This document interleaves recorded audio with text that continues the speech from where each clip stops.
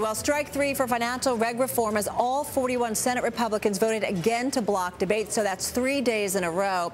Even so, some of Wall Street's heavyweights say reform is needed, and that includes JPMorgan Chase. The firm, which repaid $25 billion in federal aid last year, remained profitable throughout the financial crisis. And last quarter, the bank generated 3/4 of first-quarter profit from its investment bank. Now, the man in charge of the firm's investment banking business is Staley. I caught up with him at JPMorgan's headquarters on Park Avenue in a Bloomberg exclusive. And when it comes to the regulatory environment, Staley says change has got to come.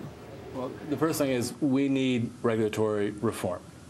Anyone who lived through the crisis of the last couple of years who doesn't believe that we need to make some fundamental reforms is just not being honest.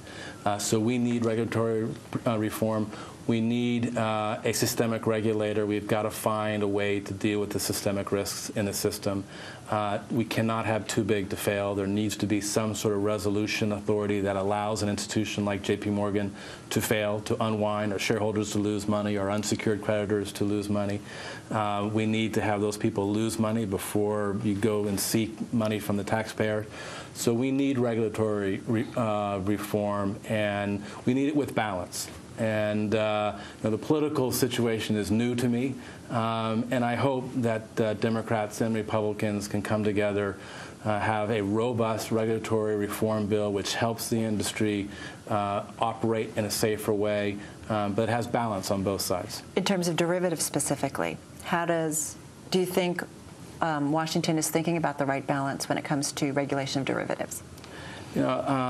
I think we need to regulate derivatives on a certain level. It's a very complex issue, and I just hope that people spend the time, understand the impact. The derivative market is a very large, very global market, and I just think, and I trust that the people in Washington are going to be focused on the tough issues and are going to give the time and consideration to come up with reform that's both prudent, necessary, but is constructive in terms of pushing the industry forward as opposed to putting it backwards. What about the Volcker rule? Excuse me.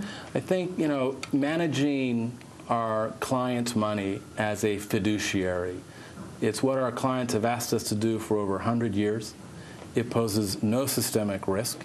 Is it worth the fight that the financial lobbyists have been doing in Congress? I mean, is it worth the financial lobbyists, is it worth JPMorgan to kind of fight maybe some of the proposals that have been going through in Congress when it comes to reg reform?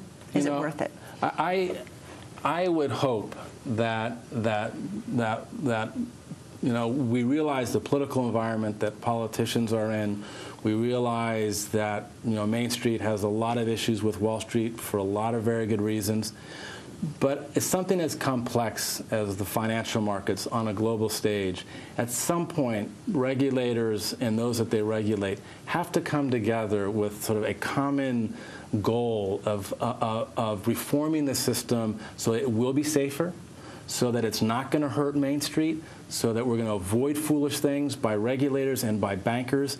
There is a common interest to get this system to work, and I think you take away the chatter, and hopefully there is a valuable dialogue going on between Wall Street and Washington.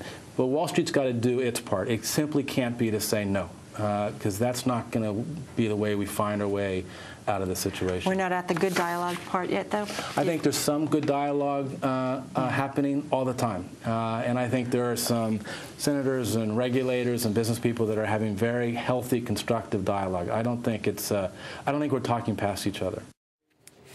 By the way, this is Staley's first TV interview. We talked about many things, including the outlook for his business. He says the most important thing that his firm is watching is corporate America and countries around the world awash in cash. He says the level of dialogue that he has today in boardrooms and with CEOs about what they might do to invest the cash they have on their balance sheet has clearly increased in the second quarter.